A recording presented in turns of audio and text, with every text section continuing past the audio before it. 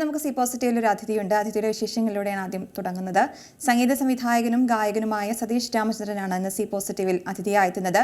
ദ്വയം എന്ന ചിത്രത്തിലെ സംഗീത സംവിധാനത്തിന് ഇക്കൊല്ലത്തെ ഫിലിം ക്രിട്ടിക്സ് പ്രത്യേക ജൂറി പരാമർശം നേടി സതീഷ് രാമചന്ദ്രൻ. അഭിനന്ദനങ്ങൾ. സ്വാഗതം. നമസ്കാരം. അപ്പോൾ ആദ്യം തന്നെ ചോദിക്കട്ടെ, ഒരു ഫിലിം ക്രിട്ടിക്സ് അവാർഡൊക്കെ നേടുകയാണ്, എങ്ങനെയാണ് ഇതിലേക്ക് എത്തിയത്? ആ ഒരു സന്തോഷം തന്നെ ആദ്യം പങ്കുവയ്ക്കാം. എനിക്ക് ഫിലിം ക്രിട്ടിക്സ് അവാർഡ് ഇപ്പോൾ കിട്ടിയ സിനിമ ദ്വയം എന്ന് പറയുന്ന സിനിമയാണ്. സന്തോഷ് ബാലകൃഷ്ണൻ്റെ സിനിമയാണ്. ഡോക്ടർ അമർ രാമചന്ദ്രൻ നിർമ്മിച്ച സിനിമയാണ്. അതൊരു അമർ രാമചന്ദ്രൻ തന്നെ അഭിനയിച്ചിട്ട് ലക്ഷ്മി കാരാട്ട് നായികയായിട്ട് വരുന്നു. ഒപ്പം നമ്മുടെ ശങ്കരൻ, നമ്മൾ നിക്കർ ശങ്കരൻ എന്ന് പ്രശസ്തനായിട്ടുള്ള ശങ്കരനാണ് അതിനകത്ത് മെയിൻ ക്യാരക്ടർ ചെയ്തിരിക്കുന്നത്. കുട്ടികളും മുതിർന്നവരുടെയും ഇടയിലുള്ള കുറേ സംഭവങ്ങളുടെ അടിസ്ഥാനത്തിലാണ് പടം വരുന്നത്. പടം ഉടനെ അത് റിലീസുണ്ട്, പാട്ടുകളും റിലീസാവുകയാണ്. കപിൽ കപിലനും മധുവന്തിയാണ് പാടിയിരിക്കുന്നത്. ആ സിനിമ സത്യത്തിൽ അതിൻ്റെ ബാക്ക്ഗ്രൗണ്ട് സ്കോർ കൂടി ഞാൻ ചെയ്തിട്ടുണ്ട്. ഞാൻ രണ്ടാമത് ബാക്ക്ഗ്രൗണ്ട് സ്കോർ ചെയ്യുന്ന സിനിമയാണ്. നോർമലി ഞാൻ പാട്ടിലാണ് എപ്പോഴും കോൺസെൻട്രേറ്റ് ചെയ്യുന്നത്, പാട്ടുകൾ ചെയ്യുക എന്നുള്ളതാണ്. പക്ഷേ ഇതിൽ സന്തോഷ് ബാലകൃഷ്ണൻ എന്നെ വളരെ കാര്യമായിട്ട് നിർബന്ധിച്ചു. ഇത് ചേട്ടൻ തന്നെ ചെയ്യണം എന്ന് പറഞ്ഞതുകൊണ്ട് ഞാൻ അതിൻ്റെ സ്കോർ, ആ പടവും എനിക്കിഷ്ടപ്പെട്ടു. നല്ല സിനിമയാണ്, തീർച്ചയായിട്ടും നമുക്ക് ധൈര്യമായിട്ട് പറയാം. അത് കണ്ടാൽ ആരും മോശം പറയാത്ത നല്ലൊരു സിനിമ കൂടി ആയതുകൊണ്ട് ഞാൻ അതിൻ്റെ സ്കോർ കൂടി, ബാക്ക്ഗ്രൗണ്ട് സ്കോർ കൂടി ചെയ്തിട്ടുണ്ട്. അതിൽ 2 പാട്ടുകളുമുണ്ട്. അതിൽ ഗാനരചന നിർവഹിച്ചിരിക്കുന്നത് ബിനോയ് കൃഷ്ണനാണ്. ബിനോയ് കൃഷ്ണൻ എൻ്റെ ഒരുപാട് പാട്ടുകൾ ഇപ്പം ചെയ്തു കഴിഞ്ഞു. ബിനോയ് കൃഷ്ണൻ ഇപ്പോൾ ഈ ദ്വയം മാത്രമല്ലാതെ ഒരുപാട് സജീവമായി കഴിഞ്ഞു മറ്റ് സിനിമകളിലൊക്കെ. അങ്ങനെ ഞങ്ങളുടെ ഒരു കൂട്ടുകെട്ടിൻ്റെ സിനിമ കൂടിയാണ്. അപ്പോൾ അതിൽ ഒരു അവാർഡ് അല്ലെങ്കിൽ അംഗീകാരം കിട്ടുന്നത് എനിക്ക് മാത്രം അവകാശപ്പെട്ടതായിട്ട് എനിക്ക് തോന്നിയിട്ടില്ല. അതുപോലെ നടനും അവാർഡുണ്ട്, 2 അവാർഡുകളുണ്ട്. അപ്പോൾ അമർ രാമചന്ദ്രൻ അവാർഡുണ്ട്. അപ്പോൾ അത് തീർച്ചയായിട്ടും ഞങ്ങളുടെ ആ ടീം ദ്വയത്തിനുള്ള അവാർഡ് കൂടിയാണ്. ഞങ്ങളെല്ലാവരും അതിൽ ഒരുപാട് സന്തോഷിക്കുന്നുണ്ട്. എങ്ങനെയാണ് ദ്വയത്തിൻ്റെ ഭാഗമായി എത്തിയത്? ആ ഒരു യാത്രയെ പറ്റി പറയാമോ? അത് ശരിക്കും സൗഹൃദമാണ്. ഞാൻ ഈ സിനിമയുടെ പുറകിൽ ഇതുവരെ യാത്ര ചെയ്യാത്ത ഒരാളാണ് സത്യത്തിൽ. സിനിമ അങ്ങനെ എൻ്റെ ലക്ഷ്യങ്ങളിലുണ്ടായിരുന്നില്ല. സംഗീതത്തിൽ നന്നായി ജീവിക്കുക. ഞാൻ സംഗീത കോളേജിലാണ് പഠിച്ചത്. അപ്പോൾ ക്ലാസിക്കൽ മ്യൂസിക് 7 വർഷം അതിൻ്റെ അടിസ്ഥാനവും കാര്യങ്ങളൊക്കെ പഠിച്ചു കഴിഞ്ഞപ്പോൾ ഏതെങ്കിലും സ്കൂളിലൊക്കെ നന്നായിട്ട് ജോലി ചെയ്താൽ സംഗീത അധ്യാപകനായിട്ട് ജീവിക്കുക എന്നൊക്കെ സ്വപ്നമേ അന്നുണ്ടായിരുന്നുള്ളൂ. പക്ഷേ ഈശ്വരൻ്റെ അല്ലെങ്കിൽ നമ്മുടെ അച്ഛനമ്മമാരുടെയൊക്കെ പ്രാർത്ഥന കൊണ്ട് ഞാൻ നല്ല ഗുരുക്കന്മാരുടെ അടുത്തെത്തി. വയ്യാങ്കര മസൂൻ സാറിനെ പോലെ അല്ലെങ്കിൽ ദേവരാമകൃഷ്ണനെ പോലുള്ളവരുടെയൊക്കെ ഇടയിൽ എത്തിയതുകൊണ്ടാണ് എനിക്ക് ഇന്ന് ഈ നിൽക്കുന്ന സിനിമകളിലേക്കൊക്കെ എത്താൻ പറ്റിയത്. അങ്ങനെ എൻ്റെ സ്വപ്നം ആണ് സിനിമയെന്ന് ഞാൻ എവിടെയും പറഞ്ഞിട്ടുമില്ല ഇതുവരെ. പക്ഷേ നല്ല സൗഹൃദങ്ങളുണ്ടായി, ഒരുപാട് നല്ല സിനിമാ സുഹൃത്തുക്കളുണ്ടായി. ദേശീയ അവാർഡ് നേടിയ സിനിമയിലടക്കം എനിക്ക് വർക്ക് ചെയ്യാൻ പറ്റിയെന്ന് പറയുന്നത് തീർച്ചയായിട്ടും ദൈവാനുഗ്രഹം എന്ന് മാത്രമാണ്. അതുപോലെ സംഭവിച്ച സിനിമയാണ് ദ്വയം എന്ന് പറയുന്ന സിനിമ. ഇത് സന്തോഷ് ബാലകൃഷ്ണനെ എനിക്ക് വർഷങ്ങളായിട്ട് അറിയാം. ബിനോയ് കൃഷ്ണൻ എൻ്റെ സുഹൃത്താണ്. അവരുടെ സൗഹൃദത്തിനിടയിൽ സംഭവിച്ച ഒരു കഥ, ആ കഥയിൽ ഞാനും ഭാഗമാകുമായിരുന്നു. എല്ലാ സിനിമകളും അങ്ങനെ സംഭവിക്കുന്നതാണ്, പലതും യാദൃശ്ചികമായി സംഭവിക്കുന്നതാണ്. പക്ഷേ അത് ഇത്രയും നല്ലൊരു സിനിമയാകും എന്നുള്ള പ്രതീക്ഷയോടുകൂടിയൊന്നുമല്ല ചെയ്തത്. പക്ഷേ പിന്നീട് സിനിമ കണ്ടപ്പോൾ എനിക്ക് ഒരുപാട് സന്തോഷം തോന്നി. ഞാൻ ഓരോ കാര്യം ഉറപ്പ് പറയാം. ഇതിൻ്റെ സംവിധായകൻ സന്തോഷ് ബാലകൃഷ്ണൻ, അദ്ദേഹത്തിൻ്റെ അടുത്ത ഒരു കൊമേഴ്ഷ്യൽ മൂവിയുടെ ഫൈനൽ വർക്കുകളിലാണ് അദ്ദേഹം ഉള്ളത്. ഒരു ചെറുപ്പക്കാരനാണ്, പക്ഷേ സിനിമയ്ക്ക് വേണ്ടി മാത്രം ചിന്തിക്കുകയും നടക്കുകയും ചെയ്യുന്ന ഒരാൾ. അയാൾ ഭാവിയിൽ ഇനി വരാൻ പോകുന്ന മലയാള സിനിമയിലെ ഒരു തീർച്ചയായിട്ടും ശ്രദ്ധിക്കപ്പെടാൻ പോകുന്ന സംവിധായകനാണെന്നുള്ള കാര്യത്തിൽ യാതൊരു സംശയമില്ല. ആ കൂട്ടുകെട്ടാണ് ഞങ്ങളുടെ ഈ സിനിമയുടെ കാരണം. ഇപ്പോൾ നമ്മൾ വേറൊരു സിനിമയുടെ ഇതേ കൂട്ടുകെട്ട് തന്നെ വേറൊരു സിനിമയ്ക്ക് വേണ്ടി ഞങ്ങൾ കുറേ മാസങ്ങളായിട്ട് അതിൻ്റെ പിന്നിലാണ്. അതൊരു കൊമേഴ്ഷ്യൽ മൂവി ആയിരിക്കും. അങ്ങനെ ഇനി അങ്ങനെ സംഭവിക്കുന്ന സിനിമകളാണ് ഇനി വരാൻ പോകുന്നത്. അപ്പോൾ ഇതിലെ ഗാനങ്ങൾ ആലപിച്ചിരിക്കുന്നതൊക്കെ തന്നെ വലിയ ഇന്ത്യയിലെ തന്നെ ഏറ്റവും പ്രഗത്ഭരായ ആണെന്ന് പറയും. അപ്പോൾ അവരെ എങ്ങനെയാണ് തിരഞ്ഞെടുക്കുന്നത്? എങ്ങനെയാണ് അവരിലേക്ക് എത്തിയതിന്? പുതിയ പാട്ടുകൾ ആരൊക്കെയാണ് ആലപിക്കുന്നത്? ഇതിൽ കപിൽ കപിലൻ, നമ്മളിപ്പോൾ മലയാളികൾക്ക് ഒരുപക്ഷെ കപിൽ കപിലനെ അറിയുന്നത്, മലയാളിയാണെന്ന് തന്നെ അറിയുന്നത് ഈ RDXലെ നീല നിലവേ എന്നുള്ള പാട്ടൊക്കെ വന്നപ്പോഴേ ശേഷമാണ്. അതിന് മുമ്പായിട്ടും കപിൽ കപിൽ മലയാളത്തിൽ കുറച്ച് പാട്ടുകൾ പാടിയിട്ടുണ്ട്. പക്ഷേ അദ്ദേഹം തമിഴിലും തെലുങ്കിലും കന്നഡയിലൊക്കെ ആയിട്ട് വളരെ സജീവമായിരുന്നു. അതിലൊക്കെ ഉപരി എന്ന് പറയുന്നത്, എനിക്ക് ഈ കപിൽ കപിലിൻ്റെ പേര് പലപ്പോഴും നമ്മൾ ഒരു സോങ് ഉണ്ടാകുമ്പം നോർമലി നമ്മൾ ചിന്തിക്കില്ല ഇത് ആരെ കൊണ്ട് പാടിക്കാം എന്ന് ചിന്തിക്കുന്നത്. അപ്പോൾ സോങ്ങിന് ശേഷമാണ് നമ്മളെപ്പോഴും ചിന്തിക്കുന്നത് ഈ പാട്ട് ആര് പാടിയാൽ നന്നാവും എന്നുള്ളത്. അപ്പോൾ അങ്ങനെ എൻ്റെ മുമ്പിൽ ഒരുപാട് തവണ ഈ കപിൽ കപിൽ എന്നുള്ള പേര്, അപ്പോൾ എൻ്റെ ഒരു ചിന്ത എന്ന് പറയുന്നത് കപിൽ കപിലൻ തമിഴ് ഗായകനാണെന്നുള്ളതാണ്. പക്ഷേ എൻ്റെ സ്വന്തം പഞ്ചായത്തുകാരനാണെന്നുള്ള കാര്യം ഞാൻ അറിഞ്ഞില്ല എന്നുള്ളതാണ്. കാരണം ഞാൻ കപിൽ കപിലിനെ നേരത്തെ അറിയാം. എനിക്ക് വളരെ നല്ല പാട്ടുകാരനാണ്, എന്താ പറയുക, നല്ല നിറഞ്ഞു പാടുന്ന പാട്ടുകാരനാണ്. അതിൽ 2 പാട്ടുകളുണ്ട്. ഒന്ന് മധുവന്തി പാടിയ ഒരു പാട്ടുണ്ട്, കപിൽ കപിലൻ പാടിയ ഒരു പാട്ടുണ്ട്. ചെറുകിളിയുടെ വാനം എന്നാണ് ആ പാട്ട് തുടങ്ങുന്നത്. ബിനോയ് കൃഷ്ണൻ്റെ ഗാനം ചെറുകിളിയുടെ വാനം എന്നാണ് തുടങ്ങുന്നത്. അപ്പോൾ പാട്ടിറങ്ങാത്തതുകൊണ്ട് ഞാൻ അത്രേ പാടുന്നുള്ളൂ. അത് കപിൽ കപിലൻ മനോഹരമായി പാടിയൊരു പാട്ടാണ്. അത് ഞങ്ങൾക്ക് പ്രതീക്ഷയുള്ളൊരു ഗാനമാണ്. അപ്പോൾ ആ ഗായകനിലേക്ക് എത്തുന്നത് യാദൃശ്ചികമായിട്ടാണ്. കപിൽ കപിലന് വിധിക്കപ്പെട്ട ഒരു പാട്ടായിട്ടേ ഞാനതിനെ കരുതുന്നുള്ളൂ. മധുവന്തിക്ക് ആപ്റ്റായിട്ടുള്ള പാട്ട് തന്നെയാണ് ഞാൻ അതിനകത്ത് മധുവന്തിയെ കൊണ്ട് പാടിച്ചത്. അത് 2 പാട്ടുകളും നന്നായി വന്നു എന്നാണ് ഞങ്ങൾ വിശ്വസിക്കുന്നത്. ഈ ഒരു ഗാനം കമ്പോസ് ചെയ്യുമ്പോഴൊക്കെ ഈ ഡയറക്ടർ പറയുന്ന സിറ്റുവേഷനൊക്കെ അങ്ങനെ നോക്കിയാണോ ചെയ്യുന്നത്? എങ്ങനെയാണ് ഇതിലേക്ക് എത്തുന്നത്? അത് പറഞ്ഞാൽ വളരെ ഷോർട്ടായിട്ട് പറഞ്ഞു കഴിഞ്ഞാൽ ഈ സന്തോഷ് ബാലകൃഷ്ണൻ മ്യൂസിക്കിനെ പറ്റി വളരെ കൺസേൺഡ് ആയിട്ടുള്ള ഒരാളാണ്. അപ്പം ബിനോയ് കൃഷ്ണൻ വരികൾ എഴുതിയതിന് ശേഷമാണ് ഞാൻ ഈ പാട്ട് കമ്പോസ് ചെയ്യുന്നത്. അപ്പോൾ ഞങ്ങൾ ബിനോയ് കൃഷ്ണനും ഞാനും ചേർന്ന് 5 പാട്ടുകളാണ് ഉണ്ടാക്കിയത് ഒരു സിറ്റുവേഷന് വേണ്ടിയിട്ട്. അത് കാരണം എൻ്റെ തൃപ്തിക്കുറവാണ് എൻ്റെ കാരണം. എനിക്ക് മുമ്പ് അങ്ങനെയല്ല.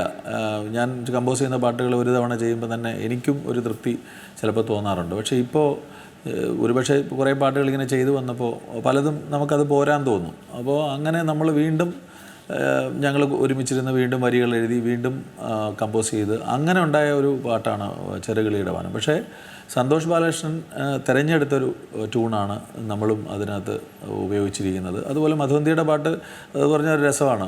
മധുവന്തിയുടെ പാട്ട് എനിക്കിഷ്ടപ്പെട്ടിട്ട് അതിൽ ഉൾപ്പെടുത്തി അത് പിന്നെ ഷൂട്ടെല്ലാം കഴിഞ്ഞിട്ട് സിനിമ നമ്മൾ കാണുന്ന സമയത്ത് എനിക്ക് തോന്നുകയാണ് ആ പാട്ട് അത്രത്തോളം നന്നായില്ലാന്ന് തോന്നിയിട്ട് ഞാൻ 7 ട്യൂണുകൾ അതിനു വേണ്ടി ചെയ്തു. അതെല്ലാം സന്തോഷ് റിജക്റ്റ് ചെയ്തിട്ട് പറഞ്ഞു ചേട്ടാ ഈ പാട്ട് തന്നെ മതി എന്ന് പറയും. അപ്പോൾ അതിലൊക്കെ നമ്മളിപ്പം സിനിമ എന്ന് പറഞ്ഞ ഒരു ഡയറക്ടറുടെ ക്രാഫ്റ്റാണല്ലോ. അപ്പോൾ അദ്ദേഹത്തിന് തൃപ്തി വരുന്ന ട്യൂണുകൾ തന്നെയാണ്, അദ്ദേഹത്തിന് ഇഷ്ടപ്പെടുന്ന ഒരു കാര്യം തന്നെയാണ് നമ്മൾ ചെയ്യേണ്ടത്. അല്ലെങ്കിൽ നമ്മളത് പരാജയമാണല്ലോ. അപ്പോൾ അതുകൊണ്ട് അത് രണ്ടും സന്തോഷിൻ്റെ 100% ഇഷ്ടത്തോടു കൂടി എനിക്ക് ചെയ്യാൻ കഴിഞ്ഞു എന്നുള്ളതാണ്. അത് ചെയ്യാൻ കഴിഞ്ഞു എന്നുള്ളതാണ് വലിയ ഒരു സംഭവമായിട്ട് കാണുന്നത്. അങ്ങനെയൊക്കെയാണ് അത് സംഭവിച്ചത്. ഈ ട്യൂണിൻ്റെ കാര്യം പറഞ്ഞപ്പോൾ തന്നെ ഏറ്റവും കൂടുതൽ സമയം എടുത്ത് ചെയ്ത് അല്ലെങ്കിൽ ഏറ്റവും കൂടുതൽ തിരഞ്ഞെടുക്കാൻ ബുദ്ധിമുട്ടുണ്ടായിരുന്ന അങ്ങനെ എന്തെങ്കിലും ഒരു പാട്ടുണ്ടോ? അതെപ്പോഴും ഉണ്ടാവാറുണ്ട്. കാരണം ഇപ്പോൾ നമ്മുടെ ഒരു പുതിയ സിനിമ കൊമേഴ്ഷ്യൽ മൂവി കാസർഗോഡ് നടക്കുന്നു, ബീഹാറിലും കാസർഗോഡുമായിട്ട് നടക്കുന്നുണ്ട്. ഒരുപക്ഷെ നമ്മുടെ കരിയറിൽ ഞങ്ങളൊക്കെ ഒരുമിച്ച് യാത്ര ചെയ്യുന്നവരാണ്. ആ കരിയറിൽ പാമ്പള്ളി എന്ന് പറഞ്ഞ ഡയറക്ടർ എൻ്റെ ജീവിതത്തിൽ, എനിക്ക് സിനിമ ജീവിതത്തിൽ ഒരുപാട് എന്നെ സ്നേഹിക്കുകയും എൻ്റെ കഴിവിനെ ബഹുമാനിക്കുകയും ചെയ്യുന്ന ഒരു ഡയറക്ടറാണ് പാമ്പള്ളി. കോൺഫിഡൻസാണ് അദ്ദേഹത്തിന് ഞാൻ പാട്ട് ചെയ്താൽ. അപ്പോൾ ഇത്രയും കുറച്ച് വലിയ പടമാണ് അദ്ദേഹം ഇപ്പോൾ ചെയ്യുന്നത്, കൊമേഴ്ഷ്യൽ മൂവിയാണ്. അപ്പോൾ അതിൻ്റെ ഡീറ്റെയിൽസ് നമ്മൾ പുറത്തു വിടില്ല. അതിപ്പം 29ാമത്തെ ദിവസം, ഇന്നിപ്പം 29ാമത്തെ ദിവസം അതിൻ്റെ ഷൂട്ട് പുരോഗമിക്കുന്നുണ്ട് കാസർഗോഡ്. അപ്പോൾ ആ വലിയ സ്റ്റാർ കാസ്റ്റൊക്കെ ഉള്ളൊരു പടത്തിൽ ഞാനും ഈ പറഞ്ഞ ബിനോയ് കൃഷ്ണൻ, ഞാൻ എപ്പോഴും ഞങ്ങളുടെ ഒരു കൂട്ടുകെട്ടുണ്ട്. അപ്പം നമ്മളെപ്പോഴും നമുക്കൊരു സിനിമ വരുമ്പോൾ മറ്റൊരു വഴിയിൽ നിന്ന് വന്നാലും കഴിവുള്ളവർ എന്നുള്ള നിലയിൽ, അത് സ്നേഹം കൊണ്ട് മാത്രമല്ല, എനിക്ക് ആ കാര്യത്തിൽ BT അനിൽകുമാർ എന്ന് പറഞ്ഞ വേറൊരു ലിറിക്സ് റൈറ്ററുണ്ട്, എൻ്റെ ചുറ്റുവട്ടത്തുള്ള ആൾക്കാരാണ്. അപ്പം ഞങ്ങൾ ഒരുമിച്ച് ആണ് ഈ BT അനിൽകുമാറും ഈ ബിനോയ് കൃഷ്ണനും ഒക്കെയാണ് ഇതിനകത്ത് ഇപ്പം ഞങ്ങളുടെ ഒപ്പം വർക്ക് ചെയ്തത്. BT അനിൽകുമാർ ഓൾറെഡി തങ്കമണി അടക്കമുള്ള ധാരാളം പടങ്ങളിൽ കൊമേഴ്ഷ്യൽ മൂവികളിൽ ഇപ്പോൾ എഴുതിക്കൊണ്ടിരിക്കുന്ന ആൾ, കാളിയൻ്റെ സ്ക്രിപ്റ്റ് റൈറ്ററാണ്. അപ്പോൾ അദ്ദേഹം സിനിമാ മേഖലയിൽ ഓൾറെഡി സ്റ്റിക്ക് ഓൺ ചെയ്ത് കഴിഞ്ഞു. അപ്പോൾ അങ്ങനെയുള്ള സൗഹൃദങ്ങൾ എനിക്കുള്ളതുകൊണ്ട് ഞാനത് ഉപയോഗിക്കുന്നത് മാത്രമേ ഉള്ളൂ. പക്ഷേ ഇതിനകത്ത് എത്ര റിസ്ക് എനിക്ക് വന്നാലും അതൊക്കെ ഒരു സൊല്യൂഷൻ ഉണ്ടാക്കുന്നത് ഇവരുടെയും കൂടെ കൂട്ടുകെട്ടാണ്. എനിക്ക് അവരോട് എന്ത് സജഷനും ചോദിക്കാം.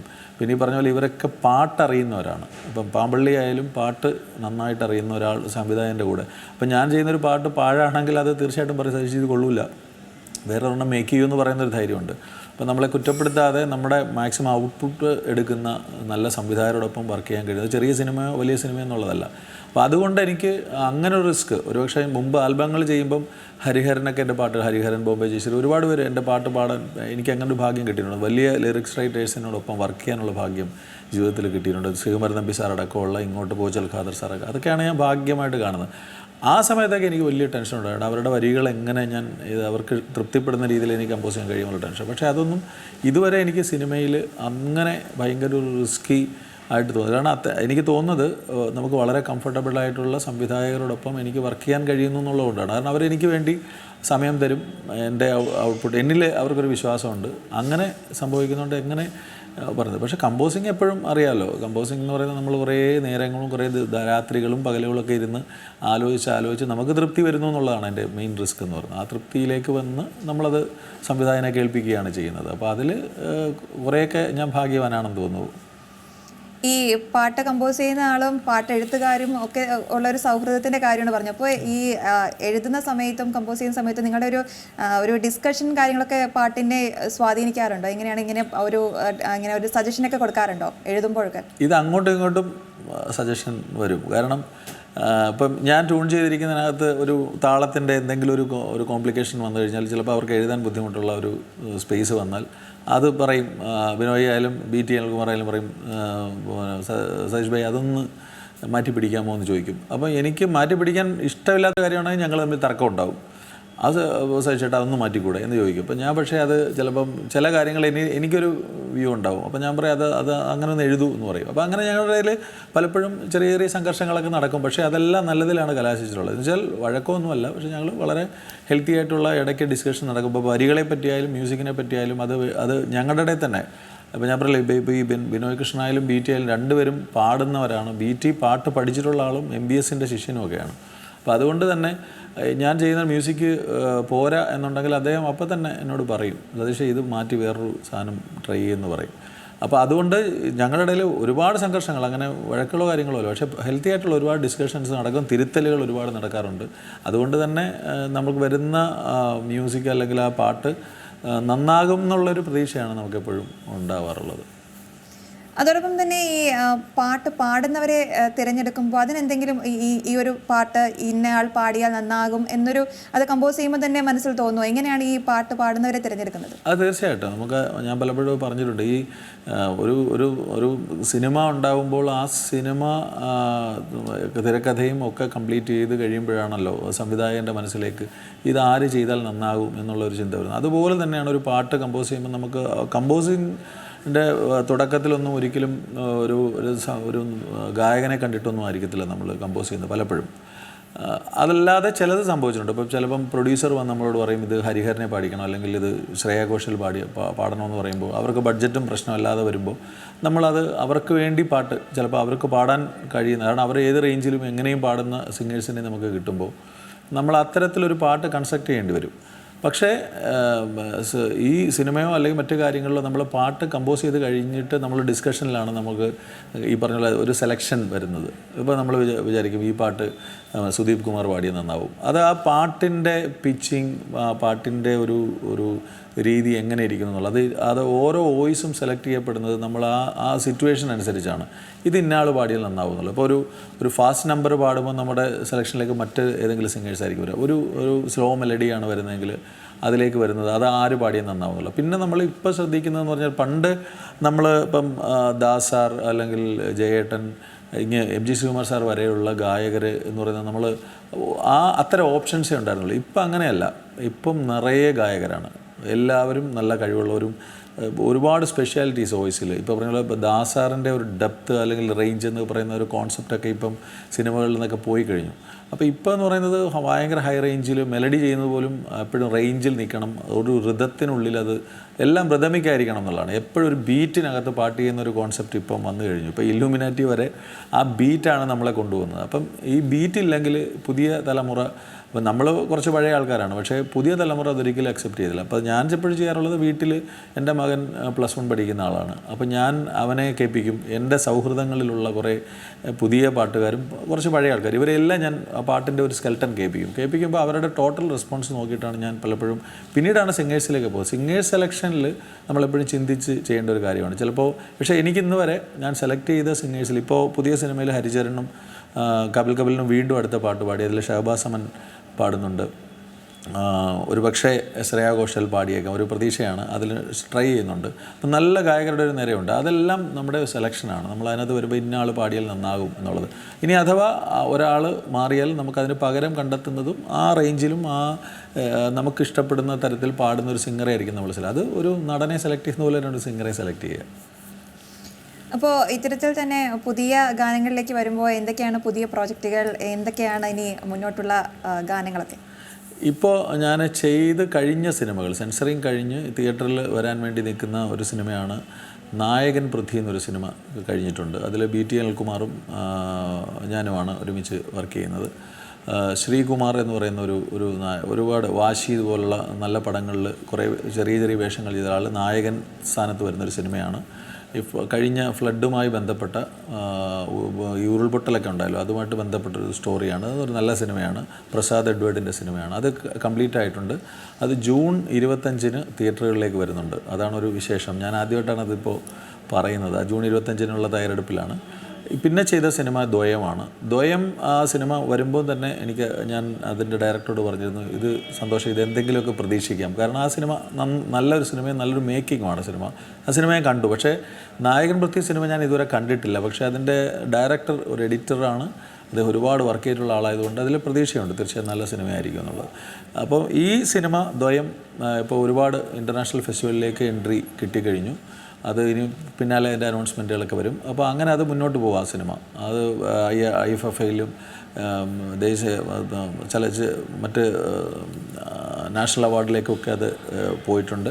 അപ്പോൾ അതിന് വളരെ പ്രതീക്ഷയുള്ള സിനിമയാണ്. ഇപ്പോൾ നടക്കുന്ന ഒരു സിനിമ ഈ പറയുന്ന പാമ്പള്ളിയുടെ ഒരു വലിയൊരു മൂവി. പിന്നെ ഞാനത് പാമ്പള്ളിയോട് തന്നെ ചോദിച്ചു, ഇതിൽ ഞാൻ വർക്ക് ചെയ്യണോ എന്ന് ചോദിച്ചൊരു സിനിമയാണ്. അത്രയും സ്റ്റാർ കാസ്റ്റിംഗ് ഉള്ള വലിയ സിനിമ, കാസർഗോഡ് നടക്കുന്ന സിനിമ. അത് ആണ് ഇനി വരാൻ പോകുന്ന പാമ്പള്ളിയുടെ കൊമേഴ്ഷ്യൽ മൂവിയാണ് ഒരു സിനിമ. ഇപ്പോൾ ഒരു ഓണത്തിന് റിലീസാവാനുള്ളൊരു സിനിമ. അത് നാന വേണു എന്ന് പറയുന്ന, എല്ലാവർക്കും അറിയുന്ന ഒരാൾ, എന്നെ പണ്ട് നാനയിലുണ്ടായിരുന്ന നാന വേണുകുമാർ എന്ന് പറയുന്ന ആളുടെ ഒരു സിനിമ എനിക്ക് വന്നിട്ടുണ്ട്. അത് പ്രൊഫസർ അലിയാർ സാറൊക്കെയാണ് അതിലേക്ക് എന്നെ കൊണ്ടുവന്നത്. BT അനിൽകുമാറൊക്കെയാണ്. ആ വഴിയാണ് ആ സിനിമ സംഭവിച്ചത്. അതിൻ്റെ വർക്ക് ഇപ്പോൾ നടക്കുന്നുണ്ട്. അതിൽ ഒരു വലിയ കവിതയും സ്കോറുമാണ് ഞാൻ ചെയ്യുന്നത്. എന്താണ്, നമ്മൾ പണ്ട് പച്ചത്തണ്ടെന്നൊക്കെ പറയത്തില്ലേ, പച്ചമഷിയും കല്ലു പെൻസിലും എന്ന് പറഞ്ഞൊരു സിനിമ, കുട്ടികളുടെ സിനിമയാണ്. അങ്ങനെ സിനിമ ചെയ്യുന്നുണ്ട്. വേറെ 3 സിനിമകളുടെ ഡിസ്കഷൻ നടക്കുന്നുണ്ട്. അത് ഒരുപക്ഷെ നല്ല സ്റ്റാർ കാസ്റ്റിംഗ് ഉള്ള സിനിമകളുടെ ഡിസ്കഷനിലുണ്ട്. അപ്പം കുറച്ച് സിനിമകളങ്ങനെ വരാൻ പോകുന്നുണ്ടെന്നുള്ളതാണ് സന്തോഷം. ഈ 3 സിനിമകളാണ് ശരിക്കും വർക്ക് തീർത്ത സിനിമകൾ. ഈ നേരത്തെ സൂചിപ്പിച്ചതുപോലെ തന്നെ ഈ പുതിയ തലമുറയുടെ ഒരു ആസ്വാദന രീതി, അതിപ്പോൾ ഒരുപാട് മാറ്റം ഉണ്ടെന്ന് തന്നെയാണ് താങ്കൾ പറയുന്നത്. അപ്പോൾ ഈ സംഗീതത്തിൻ്റെ ഒരു പഴയ കാലഘട്ടം, ഇന്നത്തെ കാലഘട്ടം, അത് ഒരുപാട് മാറ്റം വന്നിട്ടുണ്ടോ? എങ്ങനെയാണ് ഈ പുതിയ തലമുറയ്ക്ക് വേണ്ടിയുള്ള പാട്ട് ഒരുക്കുമ്പോഴുള്ള പ്രിപ്പറേഷനൊക്കെ? ഇന്നലെ ഇതേ വിഷയത്തിൽ ഇന്നലെ സോളാർട്ട് എന്ന് പറഞ്ഞൊരു സംഘടനയുടെ പ്രോഗ്രാമിൽ നമ്മൾ ഇതിനെപ്പറ്റിയാണ് ഇന്നലെ അവിടെ ഒരു ഡിസ്കഷൻ ഉണ്ടായത്. കാരണം തലമുറയെ മനസ്സിലാക്കാതെ പാട്ട് ചെയ്തിട്ടാണ്. ദേവരാമാഷ് എന്നോട്, ഞാൻ ഈ കമ്പോസിങ് തുടങ്ങിയ സമയത്ത് ആദ്യത്തെ ആൽബം ചെയ്തിട്ട് ആരും കാണിക്കാത്തൊരു ധൈര്യം ഞാൻ കാണിച്ചിട്ടുണ്ട്. ഞാൻ ദേവരാമാഷയുടെ വീട്ടിൽ ചെന്നൈയിൽ പോയിട്ട് അതിലെ 9 പാട്ടുകൾ മാഷിനെ കേൾപ്പിക്കാൻ ഒരു തീരുമാനം എടുത്തു. ഒരിക്കലും നടക്കാത്ത കാര്യമാണ്. പക്ഷേ ദേവരാമാഷ് ഭാഗ്യവശാൽ എന്നോടുള്ള സ്നേഹം കൊണ്ടായിരിക്കും ആ പാട്ട് മുഴുവൻ കേട്ടിട്ട് മാഷ് കുറേ അഡ്വൈസ് എനിക്ക് തന്നു. ഒന്ന്, ആ പാട്ടിനെ പറ്റി മോശമില്ലാത്ത അഭിപ്രായം പറഞ്ഞു. അതായിരുന്നു എൻ്റെ ജീവിതത്തിലൊരു പച്ചക്കൊടി എന്ന് പറയുന്നത്. പക്ഷേ അതിനുശേഷം മാഷ് എന്നോട് പറയായിരുന്നു, ഈ കമ്പോസ് ചെയ്യുമ്പോൾ, നീ ആൽബങ്ങളെ എന്ത് കമ്പോസ് ചെയ്യുമ്പോൾ അന്ന് ആ കാലഘട്ടത്തിനനുസരിച്ച് നിനക്ക് മ്യൂസിക് ചെയ്യാൻ കഴിഞ്ഞില്ലെങ്കിൽ നീ ഔട്ടാ എന്ന് പറയുമായിരുന്നു. അതുകൊണ്ട് നീ ഇന്ന് ഞാൻ ചെയ്ത കാലഘട്ടത്തെ പോലെ പാട്ടുകൾ അന്ന് ചെയ്തിട്ട് കാര്യമില്ല എന്ന് മാഷ് പറയുമായിരുന്നു. ഞാൻ ആ അഡ്വൈസ് തീർച്ചയായിട്ടും സ്വീകരിച്ചു. കാരണം എനിക്കാവുമെങ്കിൽ ഞാൻ ഇന്നത്തെ തലമുറയ്ക്ക് കൂടി ഇഷ്ടപ്പെടുന്ന പാട്ടുകൾ ചെയ്യുക എന്നുള്ളതാണ്. അപ്പോൾ തലമുറയുടെ വ്യത്യാസം നമ്മൾ മനസ്സിലാക്കി തന്നെ പാട്ടുകൾ ചെയ്തില്ലെങ്കിൽ, ഇന്ന് പാട്ടുകൾ മോശം അവസ്ഥയിലാണോ നല്ല അവസ്ഥയിലാണോ എന്നുള്ള അഭിപ്രായമൊന്നും ഞാൻ പറയുന്നില്ല. പക്ഷേ അത് എല്ലാവർക്കും അറിയാവുന്ന കാര്യമാണ്. വരികൾക്ക് ഇമ്പോർട്ടൻസ്, ഇന്നത്തെ പാട്ടുകൾക്ക് വന്ന മാറ്റം എന്ന് പറയുന്നത് ഇത് മാത്രമേ ഉള്ളൂ. പണ്ട് വരികൾ ആദ്യം എഴുതിയതിന് ശേഷം കമ്പോസ് ചെയ്തിരുന്ന ആ ഒരു സോൾ, അത് ടോട്ടലി നഷ്ടപ്പെട്ടു. വല്ലപ്പോഴുമാണ് അങ്ങനെയുള്ള പാട്ടുകൾ ഉണ്ടാകുന്നത് എന്നുള്ളതാണ്. പക്ഷേ എൻ്റെ മനസ്സിൽ, അത് എത്രത്തോളം പ്രാക്ടിക്കലാണെന്ന് എനിക്കറിയത്തില്ല, എൻ്റെ മനസ്സിൽ ഇത് രണ്ടും ഉണ്ടാകണം എന്നുള്ളതാണ്. നമ്മളൊരു 5 പാട്ട്, ഇപ്പോൾ പാമ്പള്ളിയുടെ പടത്തിൽ 5 പാട്ടുകളാണ്. ആ 5 പാട്ടുകളിൽ ലിറിക്കലി വാല്യൂ ഉള്ള പാട്ടുകൾ കൂടി ഒരെണ്ണമെങ്കിലും ഉണ്ടാവണമെന്ന് നമ്മൾ ആഗ്രഹിക്കുന്നുണ്ട്. കാരണം നമ്മുടെയൊക്കെ തലമുറ കുറച്ച് ബാക്കിൽ നിൽക്കുന്നുണ്ട്, നമ്മൾ അങ്ങനെ ആഗ്രഹിക്കും. പക്ഷേ സിനിമ എന്താവശ്യപ്പെടുന്നോ അത് കൊടുക്കാൻ എനിക്ക് പറ്റിയില്ലെങ്കിൽ, മാഷ് പറഞ്ഞ പോലെ ഞാൻ ഔട്ടാന്നുള്ള ചിന്തയുള്ളതുകൊണ്ട് നമ്മൾ ചിലപ്പോൾ ഇന്നത്തെ കാലഘട്ടത്തിന് ചേരുന്നതായിരിക്കും, പക്ഷേ നമ്മുടെ മനസ്സിലൊരു തല്ലിപ്പൊളി പാട്ടായിരിക്കും അത്. പക്ഷേ അത് പറഞ്ഞിട്ട് കാര്യമില്ല. ഇന്നത്തെ തലമുറയെ ഇഷ്ടപ്പെടുത്താൻ പറ്റണം. ഞാൻ പറഞ്ഞ പോലെ അവരുടെ കേൾവികൾ മാറി, അവർ കേൾക്കുന്ന പാട്ടുകളെല്ലാം വെസ്റ്റേൺ കൾച്ചറിലുള്ള ഒരു പാട്ടുകൾ കേൾക്കുന്നു. പുതിയ സൗണ്ടിങ് ഇപ്പം പാട്ടെന്ന് പറയുന്നത് ടോട്ടൽ തിയേറ്ററിൽ വരുന്ന സൗണ്ടിങ്ങിനാണ് അവർ ഇമ്പോർട്ടൻസ് കൊടുക്കുന്നത്. അപ്പോൾ അതിൽ ബീറ്റുകൾ വേണം, അതിൽ പുതിയ പുതിയ ടോൺസുകൾ അവരെ കവർ ചെയ്ത് നിൽക്കണം. അപ്പോൾ അവർ അതിനകത്തൊരു മായിക ലോകത്ത് നിന്നാണ് പാട്ട് കേൾക്കുന്നത്. അപ്പോൾ അതിനകത്ത് ലിറിക്കലി എത്രത്തോളം വാല്യൂ ഉണ്ടെന്നുള്ളത് ഒരുപാട് ചർച്ച ചെയ്യപ്പെടുന്നത്. ലിറിക്കലി വാല്യൂസ് ഉള്ള പാട്ടുകൾ 100 പാട്ടുകൾ ഇറങ്ങുമ്പോൾ അതിൽ 90% പാട്ടുകൾക്കും ഇല്ല, എന്തൊക്കെയോ കുറേ വരികൾ വരുന്നു പോകുന്നു എന്നുള്ള ഒരു വിഷമം മാത്രമേ ഉള്ളൂ. പക്ഷേ അതിന് എതിരെ നീന്തുന്ന ഒരു വിഭാഗം ആൾക്കാരും സിനിമാ മേഖലയിലുണ്ട്. അപ്പോൾ അതിനൊരു മാറ്റം വരും എന്നാണ് വിചാരിക്കുന്നത്. ഇത് എന്തും ഇങ്ങനെ മാറിക്കൊണ്ടിരിക്കുമല്ലോ, പുതിയ പുതിയ സംഭവങ്ങൾ വരും, ആ ഒരു പ്രതീക്ഷയാണ് നമുക്കുള്ളത്. പക്ഷേ ഇതിനോടൊന്നിനും നമുക്ക് വിയോജിപ്പില്ല, ചെയ്തേ പറ്റുള്ളൂ. സിനിമയിൽ അങ്ങനെ ഈ കാലഘട്ടം എന്ന് പറയുന്നൊരു സംഭവത്തിനനുസരിച്ച് കാര്യങ്ങൾ ചെയ്യാൻ പറ്റണം എന്നുള്ളതാണ് ഞാൻ മനസ്സിലാക്കുന്നത്. ഇന്നത്തെ കാലഘട്ടത്തിൽ ഇപ്പോൾ ഒരു പക്ഷേ സിനിമ റിലീസാകുന്നതിന് മുന്നേ തന്നെ ഗാനങ്ങളൊക്കെ തന്നെ വലിയ ഹിറ്റാകാറുണ്ട്. ഒരുപക്ഷെ സിനിമയുടെ വിജയത്തിന് ഏറ്റവും കൂടുതൽ പ്രാധാന്യം ഗാനങ്ങൾക്ക് ഉണ്ടെന്ന് തന്നെ പറയാം. ഇതിനനുസരിച്ചുള്ളൊരു സ്വീകാര്യത ഇപ്പോൾ സംഗീതത്തിനും സംഗീത സംവിധായകർക്കും ഒക്കെ കിട്ടുന്നുണ്ടെന്ന് തോന്നുന്നുണ്ടോ? അത് സിനിമയുടെ പ്രൊഡക്ഷൻ അല്ല ആരാണോ ചെയ്യുന്നത്, ഇവർ ചില മാർക്കറ്റിംഗ് സ്ട്രാറ്റജികൾ വെക്കുമല്ലോ. അപ്പോൾ അതിൽ ചിലർ ഒരു ട്രെയിലർ പോലും പുറത്തു വിടാതെ സിനിമ എല്ലാം കഴിഞ്ഞ് അതിൻ്റെ സെൻസറിങ് കഴിഞ്ഞിട്ട് ചെയ്യുന്ന ഒരു സ്റ്റൈൽ ഇപ്പോൾ വന്നിട്ടുണ്ട്. മുമ്പ് അങ്ങനെയല്ല, ആദ്യമേ പാട്ടുകൾ തീർത്തിട്ട് പാട്ടുകൾ ഒരു പ്രൊമോഷനായിട്ട് ചെയ്യുന്ന ഒരു കാലഘട്ടം ഈ തൊട്ടടുത്ത് വരെ ഉണ്ടായിരുന്നു. പക്ഷേ ഇപ്പോൾ അതും മാറി. ഇപ്പോൾ എല്ലാം കഴിഞ്ഞിട്ട് ടൈറ്റിൽ പോലും അനൗൺസ് ചെയ്യാതെ പടങ്ങൾ തീർത്തതിന് ശേഷം, കാരണം ഇപ്പോഴത്തെ ഒരു അവസ്ഥ അതാണ്. കാരണം തിയേറ്ററുകൾ കിട്ടണമെന്നില്ല, അല്ലെങ്കിൽ ആ പടത്തിൻ്റെ സാർകാസ്റ്റിംഗ് അനുസരിച്ചാണ്. പിന്നെ നമ്മൾ മുമ്പേ പറഞ്ഞല്ലോ, ഇടയ്ക്ക് OTT പ്ലാറ്റ്ഫോംസ് ഭയങ്കര ഇതായിരുന്നു. അപ്പോൾ നമ്മൾ അത്യാവശ്യം ഇപ്പോൾ ഈ പറഞ്ഞ ദ്വയം പോലുള്ള പടങ്ങളൊക്കെ ഈസി ആയിട്ട് OTTയിൽ പോകുന്ന ഒരു പാറ്റേണിലുള്ള പടങ്ങളാണ്. പക്ഷേ അത് അങ്ങനെയുള്ള ധാരാളം പടങ്ങൾ വരാൻ തുടങ്ങിയപ്പോൾ ഈ മേഖലയെല്ലാം സ്തംഭിച്ച് നിൽക്കുകയാണ്. സത്യത്തിൽ ക്യൂ ആണ്.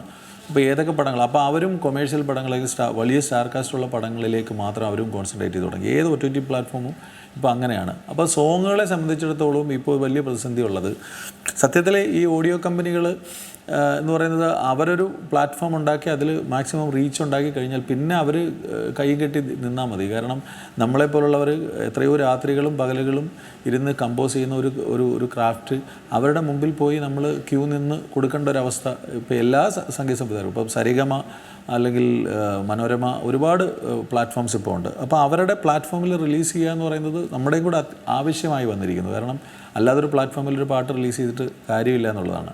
അപ്പോൾ അങ്ങനെ വരുമ്പോൾ ഇതിൻ്റെ റിലീസ് സംഭവങ്ങൾ പ്രൊഡക്ഷനാണ് തീരുമാനിക്കുന്നത്. ഇപ്പോൾ സിനിമ റിലീസാവുന്നതിന് തൊട്ട് മുമ്പാണ് പലപ്പോഴും പാട്ടുകൾ പ്രൊമോഷൻ്റെ ഭാഗമായിട്ട് റിലീസ് ചെയ്യുന്നത്. അതിന് മുമ്പായിട്ട് ആരും ഇപ്പോൾ റിലീസ്, പണ്ട് അങ്ങനെയല്ല, കുറച്ച് കാലം മുമ്പ് പാട്ടുകളൊക്കെ ഇങ്ങനെ 1 മാസം മുമ്പേ റിലീസ് ചെയ്യുന്നൊരു പരിപാടിയുണ്ട്. ഇപ്പോൾ അതൊക്കെ മാറി.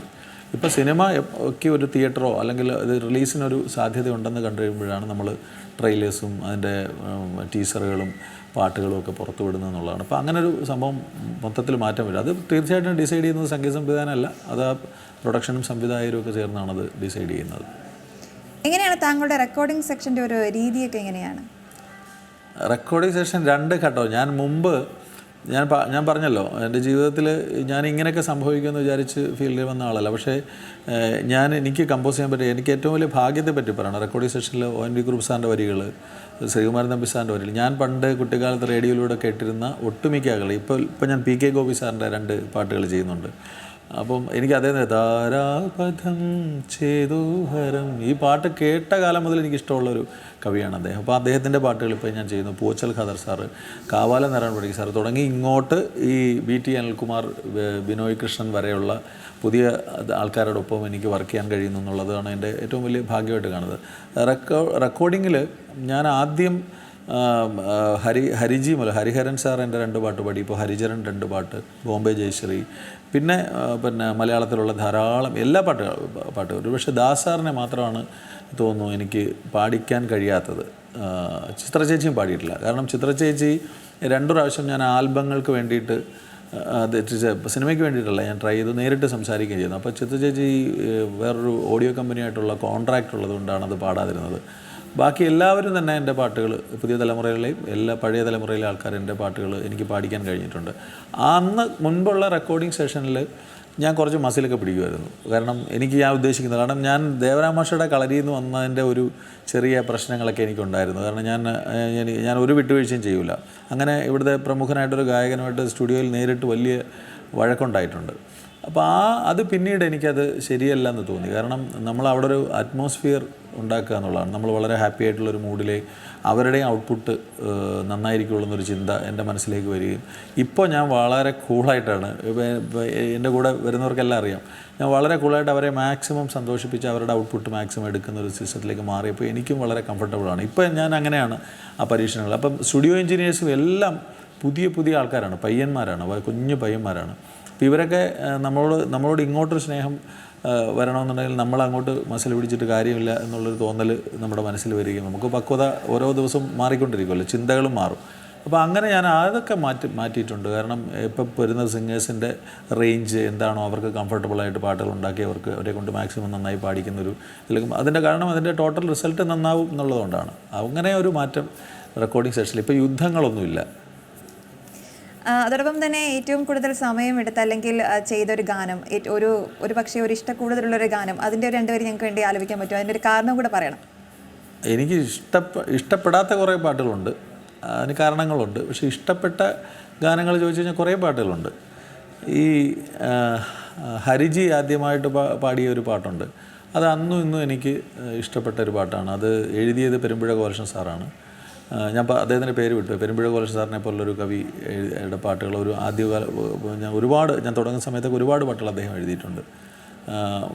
മിഴികൾ കഥകൾ ചൊല്ലി ആ കഥകൾ കേട്ടിരുന്നു, മൊഴികൾ കവിതകളായി,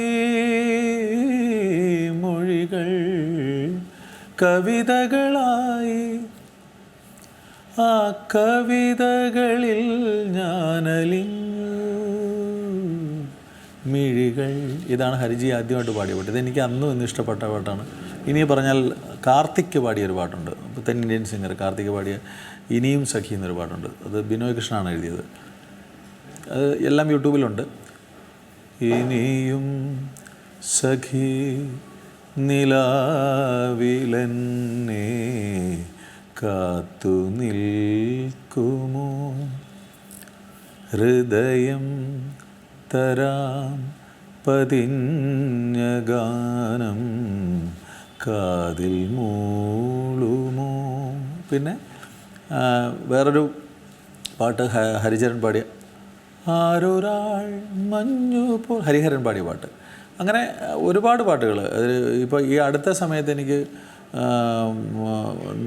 ഒരു പാട്ട് നേരമില്ല എന്നൊരു പാട്ട് കമ്പോസ് ചെയ്തിട്ട് ഇപ്പോഴത്തെ ടൈമിൽ നേരമില്ലെന്നേ ബീറ്റ് എഴുതിയൊരു പാട്ടുണ്ട്. അതിന് ഭയങ്കര ഉള്ളിൽ ഒരുപാട് കാമ്പുള്ളൊരു പാട്ടാണ്.